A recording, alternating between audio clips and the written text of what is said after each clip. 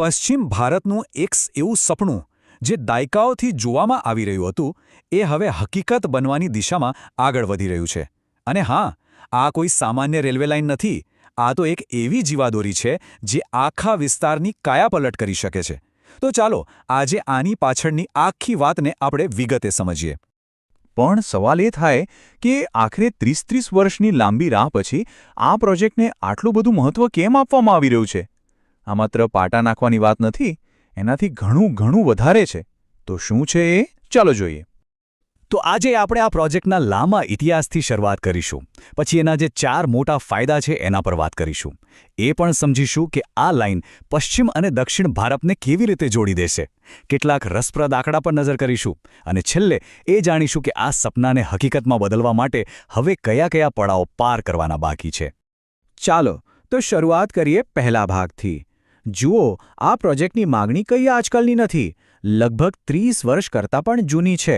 અને આટલી લાંબી રાહ જોયા પછી સરકારે આખરે એક એવું નિર્ણાયક પગલું ભર્યું છે જેણે આ સ્વપ્નને હકીકતની ખૂબ જ નજીક લાવી દીધું છે. તો તાજેતરના સૌથી મોટા સમાચાર શું છે? રેલવે મંત્રાલયે આ પ્રોજેક્ટના ફાઇનલ લોકેશન સર્વે અને ડીપીઆર માટે લગભગ ₹9.5 કરોડ મંજૂર કરી દીધા છે. હવે આનો સાદો મતલબ એ છે કે એન્જિનિયરોની એક ટીમ જમીન પર જઈને નક્કી કરશે કે રેલવે લાઇનનો પાક્કો રસ્તો કયો હશે, ક્યાં સ્ટેશન બનશે અને આ બધાનો કુલ ખર્ચ કેટલો થશે. કોઈપણ મોટા પ્રોજેક્ટને ફાઇનલ મંજૂરી મળે એ પહેલાંનું આ સૌથી અગત્યનું સ્ટેપ ગણાય છે. આ પ્રોજેક્ટ ખાલી 2 શહેરોને નથી જોડતો, એનાથી પણ ઘણું વિશેષ. એ આખા વિસ્તારની તસવીર બદલી નાખવાની તાકાત ધરાવે છે. અને એનું કારણ એક નહીં પણ અનેક છે.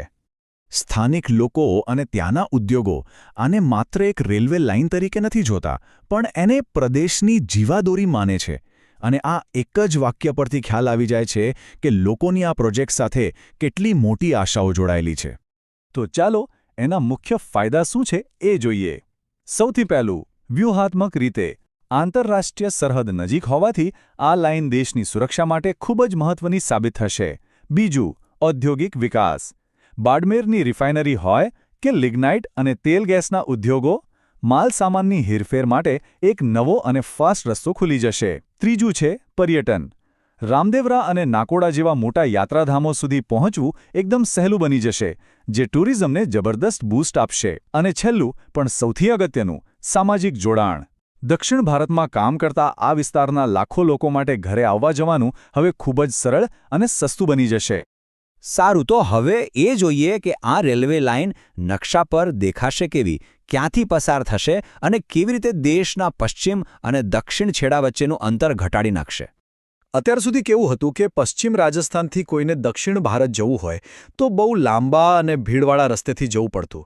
પણ હવે આ નવી લાઇન સીધી જેસલમેરથી શરૂ થઈને બાડમેર થઈને ગુજરાતના ભાબર સાથે કનેક્ટ થશે.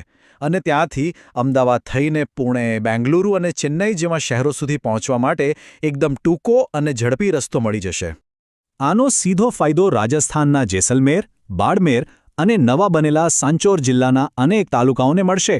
એટલું જ નહીં, ગુજરાતના બનાસકાંઠા જિલ્લાના સરહદી તાલુકાઓ જેમ કે થરાદ અને વાવ એ પણ રેલવેના નકશા પર આવી જશે, જેનાથી ત્યાંના વિકાસને એક નવી જ ગતિ મળશે.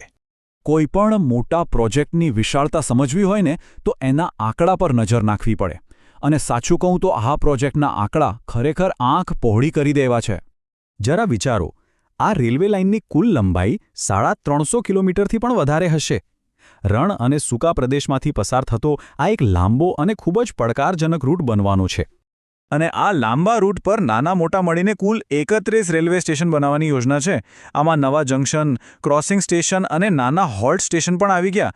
એટલે કે દરેક સ્ટેશન પોતાના વિસ્તાર માટે આર્થિક ગતિવિધિનું એક નવું કેન્દ્ર બનશે. આ પ્રોજેક્ટની એન્જિનિયરિંગની ભવ્યતાનો અંદાજ તો આ આંકડા પરથી જ લગાવી શકાય છે. 50થી વધુ મોટા અને 250થી વધુ નાના પુલ બનાવવામાં આવશે. નહેરો હોય, નદીઓ હોય કે બીજા કોઈ ભૌગોલિક અવરોધો, એ બધાને પાર કરવા માટે આ પુલ ખૂબ જ જરૂરી છે. સ્વાભાવિક છે કે આટલા મોટા પ્રોજેક્ટ માટે જમીનની પણ જરૂર પડે.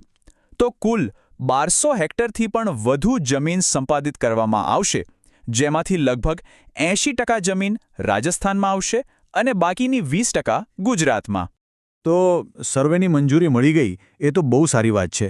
પણ મુખ્ય સવાલ એ છે કે ટ્રેન ક્યારે દોડશે. ચાલો હવે એ સમજીએ કે આ પ્રોજેક્ટને જમીન પર ઉતારવા માટે હવે કઈ પ્રક્રિયામાંથી પસાર થવું પડશે. આ પ્રોજેક્ટની મંજૂરીનો રસ્તો ઘણો લાંબો અને ઉતાર ચઢાવવાળો રહ્યો છે. લગભગ 3 દાયકા પહેલાં એની માંગ શરૂ થઈ હતી. 2016માં તો એવું લાગતું હતું કે કામ હવે શરૂ થઈ જ જશે, પણ કોઈ કારણોસર તે અટકી ગયું.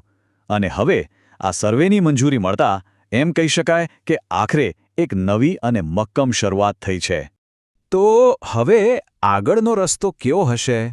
સૌથી પહેલાં તો સર્વે અને ડીપીઆર પૂરા થશે, જેના આધારે પ્રોજેક્ટનો અંતિમ ખર્ચ નક્કી થશે.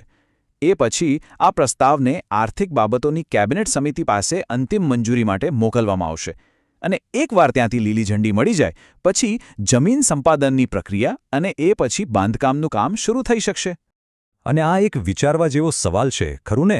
જ્યારે આ રેલવે લાઇન બનીને તૈયાર થઈ જશે ત્યારે આ વિસ્તારમાં સૌથી મોટું બદલાવ શું આવશે?